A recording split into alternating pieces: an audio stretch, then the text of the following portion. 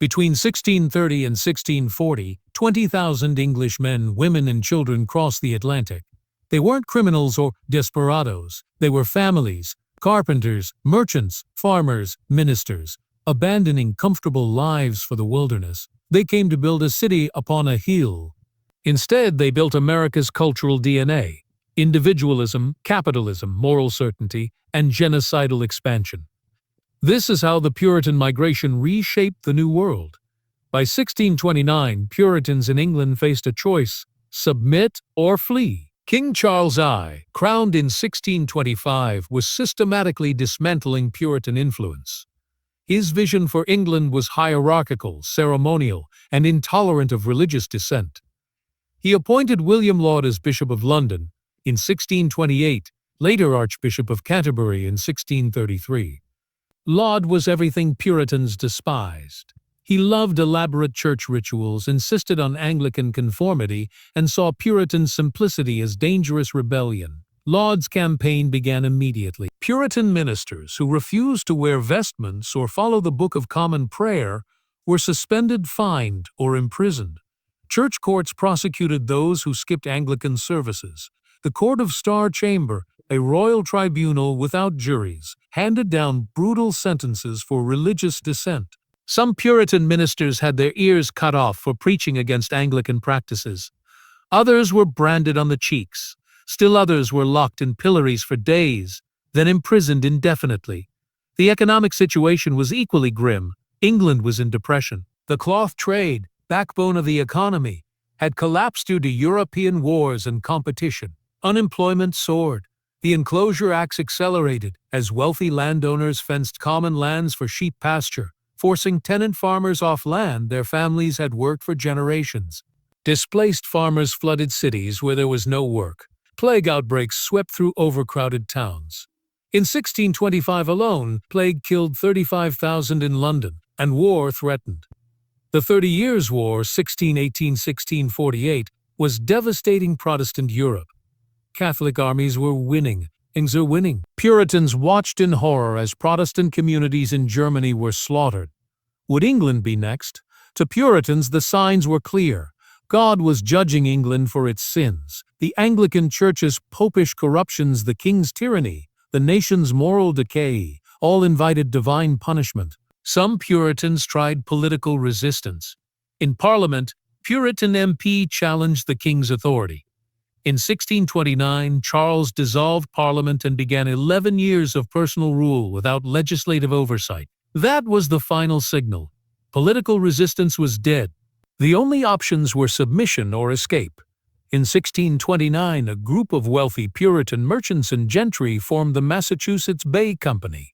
Ostensibly, it was a commercial venture, a chartered company to establish trade in New England. In reality, it was an escape plan. The company obtained a royal charter granting land in New England and authority to govern settlements there, standard procedure for colonial ventures. But the company's leaders made a revolutionary decision: take the charter with them to America. This was unprecedented. Colonial charters normally stayed in England, where investors and royal officials could oversee the colony. Taking the charter to America meant the colony would govern itself, 3,000 miles from royal supervision. It was effectively declaring independence, though they didn't call it that. John Winthrop, a 42-year-old lawyer and manor lord from Suffolk, was chosen as governor. He'd lost his position as attorney in the Court of Wards due to Puritan sympathies. He'd watched his income decline, his future dim, his faith persecuted. America offered reinvention. Not just for him, but for England's entire Puritan community. In 1630, Winthrop would lead the largest organized migration in English colonial history, and nothing in America would ever be the same. March 22, 1630. 11 ships were prepared to depart England for Massachusetts. This wasn't a military expedition or a desperate gamble by starving refugees. This was an organized, well-funded migration of families leaving comfortable lives for an uncertain future. The flagship was the Arbella, a 350-ton vessel carrying Governor John Winthrop, other company leaders, and about 100 passengers. 10 other ships carried the rest: the Talbot Ambrose, Jewel, Mayflower, not the Pilgrim ship, Whale, Success, Trial, Charles, William and Francis, and Hopewell. Total passengers approximately 700, plus livestock, tools, weapons, food, supplies, and the all-important charter. Who were these people? Not the desperate poor. Passage cost £5 per person, half a year's wages for a laborer. These were people with resources. About 25% were gentry or wealthy merchants. The Winthrops, Dudleys, Saltonstalls, Coddingtons, families with property and education. About 50% were middling sort: artisans, yeomen, farmers, skilled craftsmen, carpenters, blacksmiths, weavers, and coopers, people with trades and modest property. About 25% were laborers and indentured servants, brought by wealthier migrants to work their lands. Critically, this was a family migration. About 40% were women. Children made up another 30%. Entire families, parents, children, sometimes grandparents, emigrating together. This was radically different from Virginia, where single young men dominated early settlement. The Puritan migration was bringing the building blocks of society: families. The voyage took 8 to 10 weeks. Conditions were miserable. Passengers crammed below deck in spaces barely high enough to stand, sleeping on hard bunks, eating salt pork and the ship's biscuit, drinking stale water. Storms terrified passengers who'd never been to sea. Children cried. Adults prayed. Disease spreads in confined spaces. Several died during the crossing.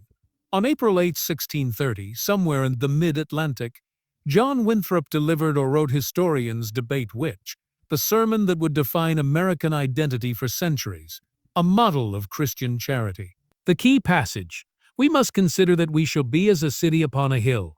The eyes of all people are upon us, so that if we shall deal falsely with our God in this work we have undertaken, and so cause him to withdraw his present help from us, we shall be made a story and a byword through the world." This was both an aspiration and a warning. Massachusetts would be an example to the world of either godly success or catastrophic failure. There was no middle ground. The Winthrop fleet reached Massachusetts in June 1630. They stopped first at Salem, where Roger Connon's small settlement still struggled. Salem was too crowded and too poor to absorb 700 new arrivals. Winthrop's group moved south, establishing Charlestown on the Charles River. But Charlestown's water supply was contaminated. Disease spread immediately. Within weeks, they moved again, this time to a peninsula the indigenous Massachusetts people called Shawmut. The English renamed it Boston after a town in Lincolnshire. This would be the capital, the center, the city upon a hill, and it would be built through suffering the founders had not anticipated. Summer 1630. 700 English Puritans faced the Massachusetts wilderness with tools, faith, and no idea what they were doing. Building shelter was the priority, and the first disaster. These were not frontiersmen. They were urban and village people, lawyers, merchants, craftsmen, who'd lived in established English towns with brick houses, paved streets, and markets. Now they were cutting trees, digging foundations, and building crude wooden structures before winter arrived. The work was backbreaking. Trees had to be felled, stripped, and shaped into boards. Without enough tools or skilled labor, progress was agonizingly slow. Many families spent the first months in English wigwams, crude shelters modeled on indigenous housing, but built by people who didn't understand the technique. They leaked, they were drafty, they offered minimal protection. Food supplies were limited. The ships had brought provisions, but not enough for 700 people through a New England winter. Hunting and fishing helped, but the colonists weren't skilled at either. Trade with local indigenous communities brought corn and beans, but not enough. Then, winter hit. New England winters were harsher than anything most English immigrants had experienced. Temperatures plunged, snow piled deep. The crude shelters offered little warmth. Disease spread: scurvy from lack of fresh vegetables, pneumonia from exposure, dysentery from contaminated water. By spring 1631, approximately 200 of the original 700 were dead. Nearly 30% mortality in less than a year. Some survivors couldn't take it. When ships returned to England in 1631, about 100 colonists went with them. abandoning the experiment and accepting humiliation back home over death in America. When meeteth is retabid, that guides wathani was and va, but most stayed, and they adapted. The survivors scattered, establishing multiple settlements: Watertown, Roxbury, Dorchester, Medford, Lynn. This reduced pressure on Boston's limited resources and allowed groups to settle near better water sources and farmland. Governor Winthrop faced political challenges as severe as the physical ones. The Massachusetts Bay Company was supposed to be governed by freeman shareholders who elected magistrates, but Winthrop and the gentry leaders had no intention of allowing democratic governance. They believed in hierarchy. The educated, godly elite should rule. The common people should obey. The solution: restrict freemen's status to church members, and restrict church membership to those who could prove they were among God's elect through testimony of genuine conversion. This limited political participation to perhaps 20% of adult men. The rest, servants, non-church members, newcomers, had no vote. It was an oligarchy disguised as a covenant community. But the advantage was decisive. Because they'd brought the charter to America, there was no London oversight. No royal governor. No company investors second-guessing decisions.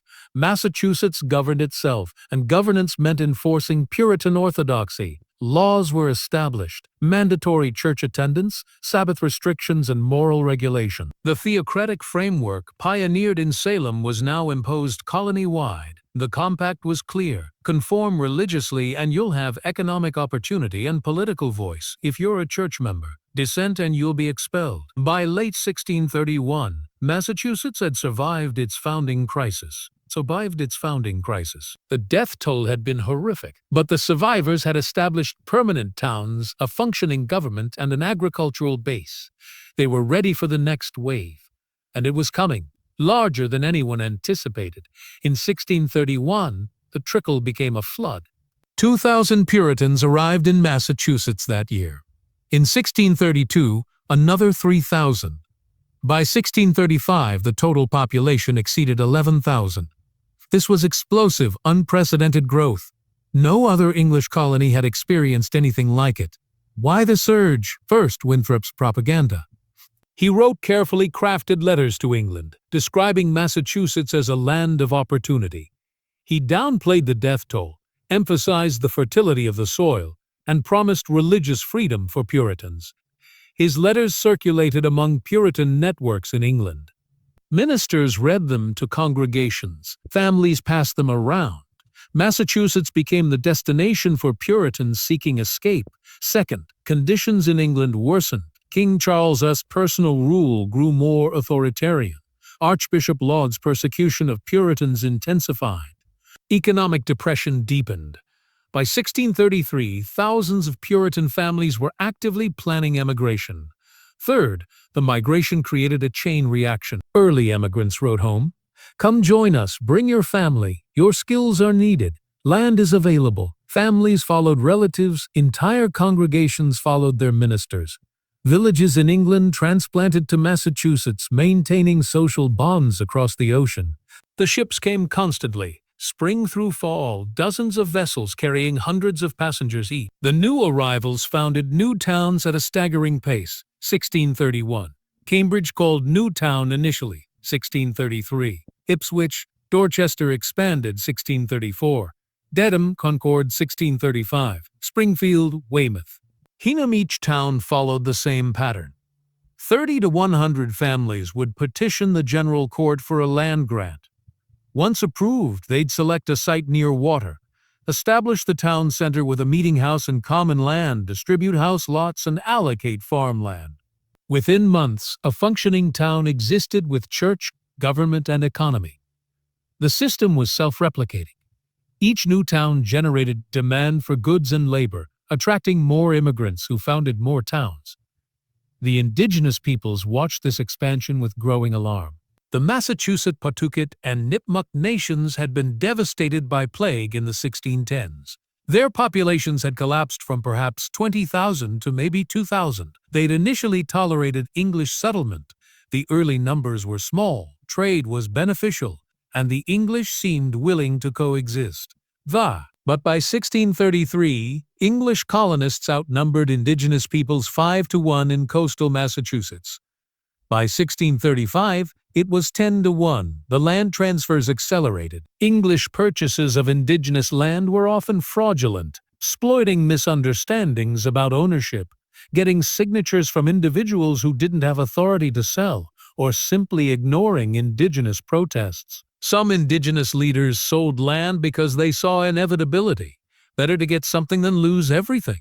Others sold because they didn't understand that English ownership meant exclusive, permanent control. Still others didn't sell at all. The English just took it and produced deeds later. By 1635, the Puritan migration had fundamentally transformed Massachusetts. The coastal region was majority English. Dozens of towns dotted the landscape. Churches and meeting houses replaced indigenous villages. The transformation wasn't peaceful, but so far, it had avoided major war. That was about to change. The Puritan migration didn't conquer an empty wilderness. It displaced nations already decimated by catastrophe. The plague of 1616–1619 killed 75–90% of coastal New England's indigenous population. The Massachusetts Confederacy, which may have numbered 20,000 before European contact, was reduced to perhaps 2,000 by 1630. To the Puritans, this wasn't a tragedy. It was providence. John Winthrop wrote that God had deliberately cleared the land so that the English might possess it. The plague was divine preparation, removing the heathen to make room for the godly. This theological framework justified everything that followed. Initial relations were pragmatic. The Massachusetts survivors traded with English settlers. The colonists needed corn, fish, and knowledge of the land. Massachusetts needed metal tools and access to trade networks, but Puritan expansion was relentless and non-negotiable. Land purchases multiplied. The English concept of ownership, exclusive, permanent, transferable, didn't match indigenous understanding of land use rights. When Massachusetts leaders sold land, they thought they were granting seasonal use. When English colonists bought land, they meant total possession. Conflicts erupted over boundaries, resources, and authority. English cattle trampled indigenous cornfields. English fishermen monopolized coastal waters. English courts claimed jurisdiction over indigenous peoples. By 1635, the Pequot Nation, based in Connecticut, not directly impacted by plague, watched Massachusetts' expansion with alarm. The English were clearly not stopping at coastal settlements. They were pushing inland toward Pequot territory. In 1636, tensions exploded. John Oldham, an English trader, was killed, possibly by Pequots, possibly by other indigenous people. The English demanded that the Pequots surrender those responsible. The Pequots refused, denying involvement. Massachusetts and Connecticut colonies decided this was justification for war, not to punish specific killers, but to eliminate the Pequot threat. In May 1637, a combined force of approximately 90 English soldiers and 70 Mohegan and Narragansett warriors attacked the Pequot village at Mystic Fort. The Pequots were sleeping. It was just before dawn. The English commander, Captain John Mason, ordered his men to surround the palisaded village and set it on fire.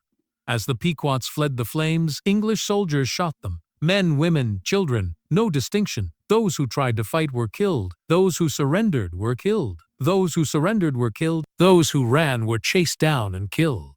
The English and their indigenous allies killed between 400 and 700 Pequots in about an hour. Even the Narragansett and Mohegan warriors, who had their own conflicts with the Pequots, were horrified. This wasn't warfare as they understood it. This was extermination. William Bradford, Plymouth's governor, described the scene. It was a fearful sight to see them thus frying in the fire and the streams of blood quenching the same, and horrible was the stink and scent thereof, but the victory seemed a sweet sacrifice. The Mystic Massacre broke Pequot power.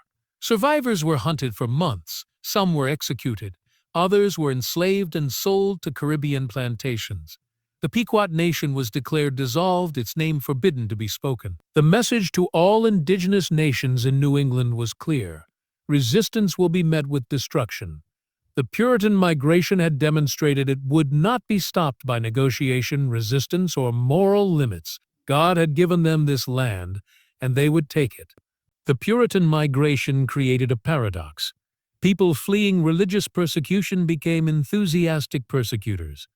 By 1635, Massachusetts had established strict religious orthodoxy, Puritan theology, Puritan church structure, Puritan moral law, all enforced through civil government. Dissent was not tolerated. The first major heretic was Roger Williams, a brilliant, charismatic minister. Williams arrived in 1631 and served briefly in Salem. His positions were too radical even for Massachusetts. Complete separation from the Church of England. Massachusetts officially maintained an ambiguous connection. Civil government had no authority over religious conscience, contradicted theocratic structure. The King's Charter was theft. Indigenous land must be purchased fairly undermined colonial legitimacy. In 1635, the General Court convicted Williams of spreading diverse, new, and dangerous opinions. He was sentenced to banishment and deportation to England. Williams fled in January 1636, walking through winter wilderness to escape arrest. He spent months with the Wampanoag and Narragansett people he'd befriended, then founded Providence in what would become Rhode Island. Providence was everything Massachusetts wasn't: religiously tolerant, democratically governed, respectful of indigenous land rights. It was an implicit rebuke to the Puritan experiment. The second heretic was more dangerous because she was an insider, Anne Hutchinson. Hutchinson was wealthy, educated, and married to a prominent merchant. She arrived in Boston in 1634 and quickly became influential. As a skilled midwife, she had access to women across social classes. She began holding religious meetings in her home, initially for women to discuss sermons. But the meetings grew: 60, 70, 80 people, including men, including some of Boston's elite. Hutchinson taught that believers received direct revelation from the Holy Spirit, that salvation came through God's grace, not through works or obedience to ministers. This was theologically complex, but the political implications were clear. Hutchinson was claiming spiritual authority independent of ministers and magistrates. She was challenging the entire power structure. In 1637, Hutchinson was put on trial, not in a church court, but before the General Court, with Governor John Winthrop presiding. The trial was a theological inquisition. Hutchinson defended herself brilliantly, citing scripture, challenging her accuser's logic, and refusing to confess. Then she made a fatal error. She claimed direct divine revelation. God spoke to her, she said, the same way he spoke to the prophets. To the Puritan magistrates, this was heresy and insanity. Only scripture was divine revelation. Private revelations were delusions or satanic deception. Hutchinson was convicted of sedition and heresy, sentenced to banishment. She left Massachusetts in 1638, settling eventually in Rhode Island, then New York. In 1643, she and most of her family were killed in an indigenous raid. Puritan ministers declared this was God's judgment on her heresy. Thomas Hooker, another minister, didn't wait for banishment. In 1636, he led his entire congregation to the Connecticut River Valley, founding Hartford. His stated reason: Massachusetts was too restrictive, didn't allow enough congregational autonomy. By 1640, Massachusetts had expelled or driven out its most independent thinkers. The pattern was clear: conformity or exile. The migration seeking religious freedom had created religious oppression. The Puritan migration created an economy unlike anything else in colonial America. Virginia had tobacco, a single cash crop that defined everything. The Caribbean had sugar. Both developed plantation economies relying on enslaved labor. Massachusetts had fishing. The Grand Banks off Newfoundland and the coastal waters of New England were thick with cod. And Europe, especially Catholic Southern Europe, had insatiable demand for fish. Puritan settlers, many from England's eastern coastal regions, knew fishing. By 1635, Massachusetts was exporting thousands of barrels of dried, salted cod to Spain, Portugal, and the Caribbean. But fishing led to shipbuilding. Massachusetts had unlimited timber: white pine for masts, oak for hulls. Labor was expensive but skilled. By 1640, Massachusetts shipyards were producing vessels cheaper than English yards. Shipbuilding led to maritime trade. Massachusetts merchants developed the triangular trade: fish and lumber to the Caribbean, sugar and molasses to England, and manufactured goods to Massachusetts. Some merchants added a more sinister route: rum to Africa, enslaved people to the Caribbean, sugar to Massachusetts. The slave trade was smaller in New England than in the South, but it existed, and it was profitable. Meanwhile, the migration itself created an economic boom. 20,000 people arriving in 10 years needed everything: houses, tools, food, clothing, livestock. Early arrivals who'd survived the first years now sold to newcomers. Land values soared. A plot worth £5 in 1631 sold for £50 in 1638. Wage labor became expensive because workers could get their own land instead. The solution: indentured servitude. Young English people, unable to afford passage, signed contracts selling 7 years of labor in exchange for transport to Massachusetts. Some Native Americans were also enslaved, especially after the Pequot War. Pequot captives were sold to Caribbean plantations or kept as slaves in Massachusetts. And a small number of Africans arrived, enslaved from the beginning. The first documented enslaved African in Massachusetts arrived in 1638. The numbers were tiny compared to the South, but the precedent was set. The economy was also distinctly capitalist. Puritans believed prosperity was a sign of God's favor, but also that accumulation for its own sake was sinful. The result was productive entrepreneurship combined with public modesty. Get rich, but don't flaunt it. Invest in business, but donate to church. Charge fair prices, but maximize profit within moral bounds. This created a merchant class with one foot in piety and one in profit. They'd fund ministers' salaries, then squeeze every penny from trade deals. The contradiction was sustainable because Puritan theology justified. God wanted his people prosperous but humble, successful but not proud. By 1640, Massachusetts had developed a complex economy: fishing, shipbuilding, trade, farming, crafts, and services. It was diversified, growing, and increasingly independent of England. The migration had brought not just people but capital, skills, and commercial networks. The result was an economy that could sustain growth even without continued immigration, which was fortunate because the migration was about to end. The Puritan migration was families, not individuals, and that changed everything. About 40% of migrants were women. Another 30% were children. Entire households emigrated. Husbands, wives, children, sometimes elderly parents, occasionally servants. This was radically different from other colonies.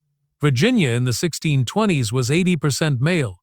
Caribbean sugar islands were even more male-dominated. Those colonies developed as rough, transient, violent bachelor societies. Massachusetts developed as a settled family society almost from the start. Women's labor was essential, economically, socially, and reproductively. Without them, the colony couldn't function. In the household economy, women spun thread and wove cloth. Clothing was homemade. Preserved food, salting, smoking, drying, pickling. Maintained kitchen gardens, managed dairy production, butter. Cheese, raised children, nursed the sick, assisted neighbors in childbirth. This labor was unpaid but indispensable. The domestic sphere produced half of what colonial families consumed. Some women's work overlapped with the market economy. Women sold surplus butter, eggs, cloth, and preserved foods. Widows ran taverns, shops, and boarding houses. A few operated as independent artisans, but legally married women didn't exist. Under the English common law doctrine of coverture, a married woman's legal identity was covered by her husband. She couldn't own property. Everything became her husband's upon marriage.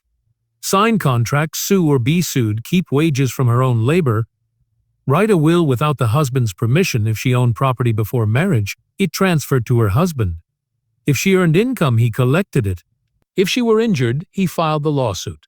She was legally invisible. The only exceptions were widows and never married women, feme sole under the law. They could own property, run businesses, sue, and be sued. Some widows remained unmarried precisely to maintain this independence.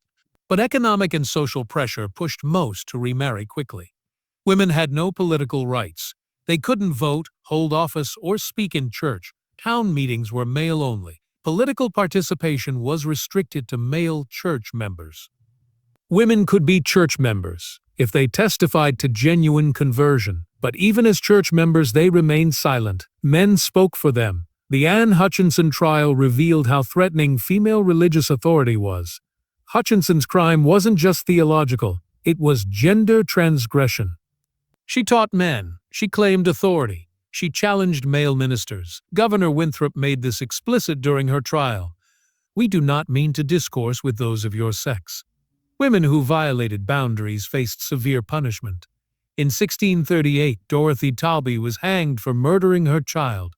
But she was also described as rebellious against her husband and refusing male authority, suggesting her execution was partly about gender defiance. Yet women found spaces for influence. As midwives, they controlled knowledge of reproduction and female health. As mothers, they educated children. As church members, they judged other women's conversion testimonies, and their sheer numbers made them powerful. By 1640, Massachusetts had a roughly equal male-female population. The colony couldn't function without their labor, their childbearing, their social networks, legally powerless. Economically essential, politically excluded, socially necessary. That was the paradox of women in Puritan Massachusetts, and it would persist for centuries. In 1640, the Great Puritan Migration ended almost as suddenly as it had begun. Ship arrivals dropped from dozens in 1639 to a handful in 1640. In 1641, almost no one came. By 1642, the migration had essentially stopped. The total count, approximately 20,000 people between 1630 and 1640, then nothing. Why?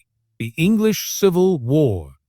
In 1640, King Charles I's 11-year personal rule collapsed. The financial crisis forced him to recall Parliament. The Puritan-dominated Parliament immediately challenged royal authority. By 1642, England was at war. Parliament and Puritan forces against the king and royalist armies. For English Puritans, this changed everything. For a decade, they'd been fleeing persecution with no hope of changing England. Now they could fight for control of England itself. The opportunity was too significant to ignore. Puritan ministers and leaders returned from Massachusetts to join the fight. Some colonists went back to England to participate in what they saw as God's great work. Migration to Massachusetts became unnecessary. Why cross the ocean to build New Jerusalem when you could establish it in England? The economic impact on Massachusetts was devastating. The entire colonial economy had been based on selling to new arrivals. Immigrants needed houses, tools, food, and land. Early settlers had profited enormously by supplying newcomers. When immigration stopped, demand collapsed. Land values crashed. A plot worth £50 in 1638 sold for £10 in 1641. Some land couldn't be sold at all. Wages fell. With no new arrivals competing for labor, workers lost leverage. Merchants struggled. Ships that had carried profitable human cargo now sailed half empty. Colonial historians call it the Great Depression of 1641. The crisis forced fundamental economic restructuring. Massachusetts had to develop an export economy. Instead of selling to immigrants, they'd sell to England, the Caribbean, and Europe. This accelerated focus on fishing, shipbuilding, and trade. The crisis also forced political adaptation. With no growth to distribute, internal conflicts intensified. Disputes over land, resources, and authority became more bitter. And it revealed what the migration had created: a self-sustaining Puritan society. By 1640, Massachusetts had population of 20,000, dozens of established towns, functioning government, with an elected assembly, Harvard College, founded 1636, network of congregational churches, diversified economy, legal system, based on English common law, modified by biblical principles. Militia capable of defending against indigenous nations, the colony could survive without continued immigration. It could reproduce itself, literally and culturally. Children born in Massachusetts in the 1630s were growing up in a fully formed Puritan society. They spoke English, attended church, learned trades, and married within the community. The migration's end proved its success. A decade of intensive immigration had created something permanent. When the English Civil War ended in 1649, With King Charles' execution and establishment of the Puritan Commonwealth under Oliver Cromwell, some colonists expected reverse migration. Puritans returning to now Puritan England. A few did return. Most stayed, because Massachusetts wasn't just a refuge anymore, it was home. The experiment had worked. 20,000 souls had reshaped the New World, and they weren't leaving. The Puritan migration ended in 1640, but what it built endured. Population legacy. 20,000 migrants in 10 years created a demographic foundation for New England. By 1700, their descendants numbered 100,000. By 1800, over 1 million. The family-based migration meant rapid natural increase. Women married young, had many children, and most survived to adulthood. Unlike the Caribbean or southern colonies where disease killed at horrific rates, New England became the most populous region in colonial America, providing soldiers, settlers, and cultural influence out of proportion to its size. Cultural legacy. The Puritans brought obsession with literacy. Everyone must read the Bible. Massachusetts law in 1647 required towns to establish schools. The result: New England had the highest literacy rates in the colonial world. Harvard College 1636 created educated ministry and civic leaders. Yale 1701 followed.